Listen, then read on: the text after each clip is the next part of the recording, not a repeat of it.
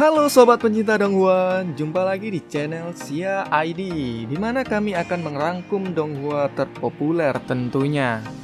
Kali ini Ricky bakalan lanjut alur cerita dari Donghua Jet Dynasty untuk episode kedua, di mana episode sebelumnya yaitu menceritakan dua orang bocil yang bernama Jingyu dan Siofan yang diselamatkan oleh seorang kakek biksu yang bernama Puzi dari seseorang yang tidak diketahui identitasnya. Ketika Puzi bertarung melawannya, Puzi terkena racun dan hanya bisa bertahan selama 3 hari. Singkat cerita, Puzi mengangkat Siofan menjadi muridnya agar dapat memenuhi keinginannya, dengan syarat yaitu untuk tidak memberitahu siapapun. Lalu Puzi memberikan batu iblis kepada Siofan. Namun, ketika Siofan kembali ke desa, ia melihat seluruh warga di desa yang telah dibantai, serta melihat kedua orang tuanya juga ikut terbunuh. Oke, bagaimana kelanjutan keseruan ceritanya? Langsung saja kita masuk ke alur cerita.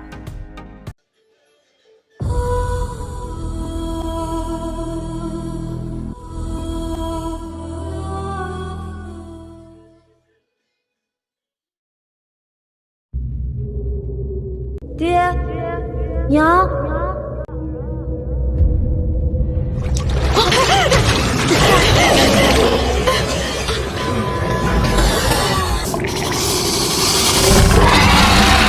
Setelah terbangun, Siofan langsung memanggil-manggil kedua orang tuanya.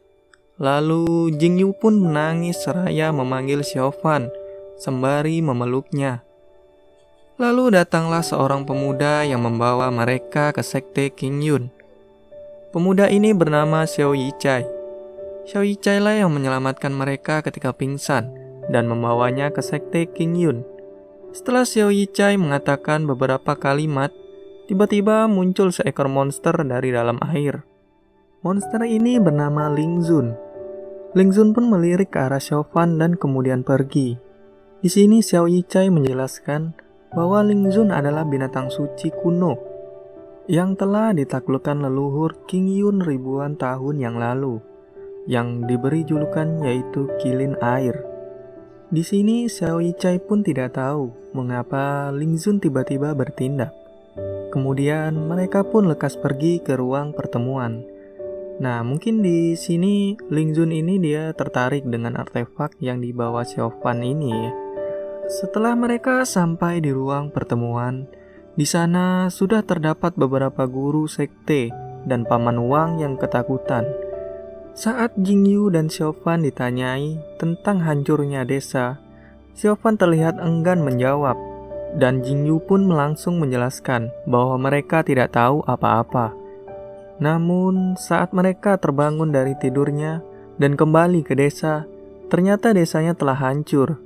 Lalu Siofan pun ditanyakan apakah mengetahui sesuatu. Kemudian Siofan mengingat perkataan Puzi bahwa tidak mengatakan apa-apa kepada siapapun dan tetap merahasiakan apa yang terjadi. Nah, di sini kita dikenalkan dengan beberapa karakter nih, yaitu yang pertama dari ketua sekte Qingyun bernama Dao Xuan. Lalu ada Master Puncak Naga bernama Chang Song. Lalu ada puncak bambu besar bernama Tian Buyi. Lalu ada puncak bambu kecil bernama Sui Yue. Lalu ada master puncak matahari pagi bernama Sang Zheng Liang. Lalu ada master puncak hembusan angin bernama Zheng Suchang.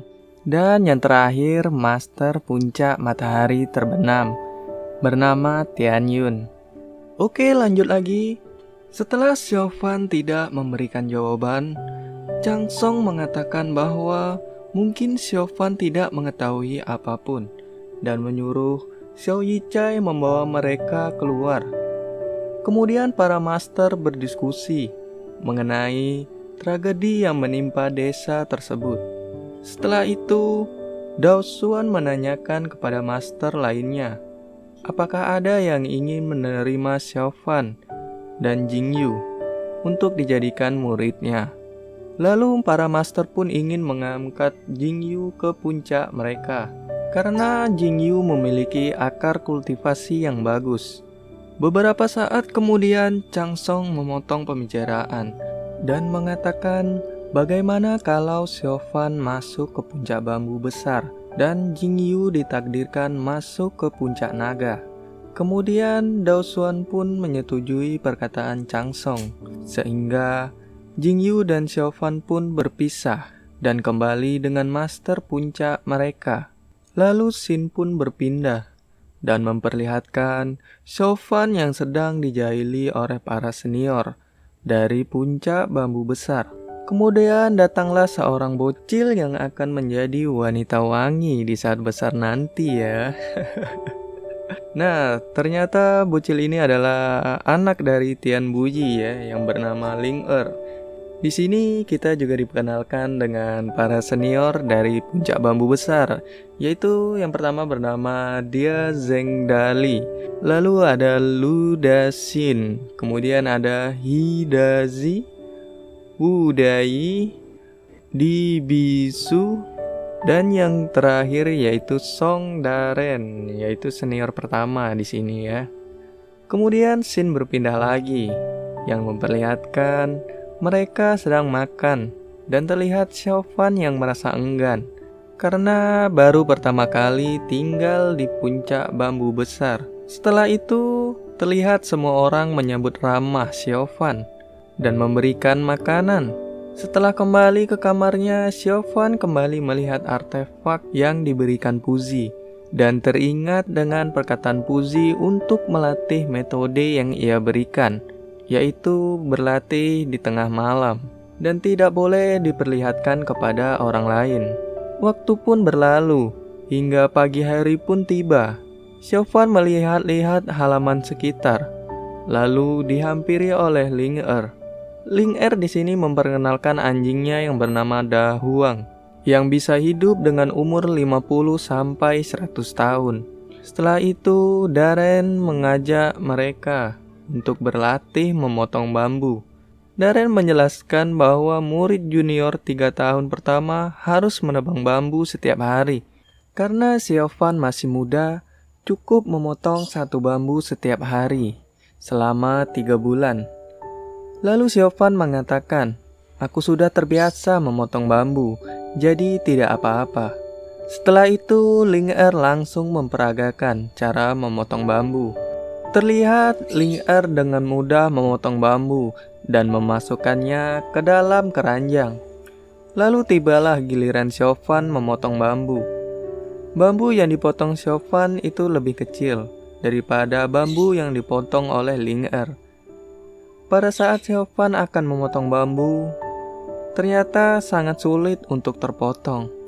Kemudian malah memantul ke arah wajah Siofan dan mengenainya. Daren dan Ling Er pun tertawa melihat itu. Lalu Daren menjelaskan bahwa bambu itu merupakan bambu simpul hitam uni yang berada di puncak bambu besar. Karena bambu ini memiliki batang yang sangat keras.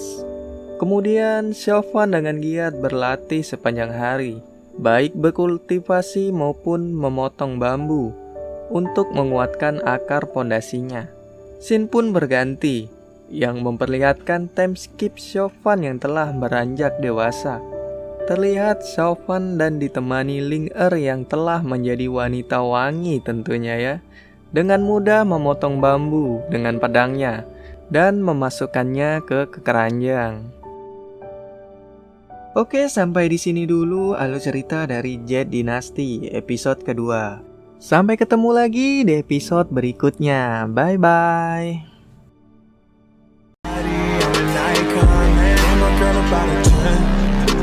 Fuck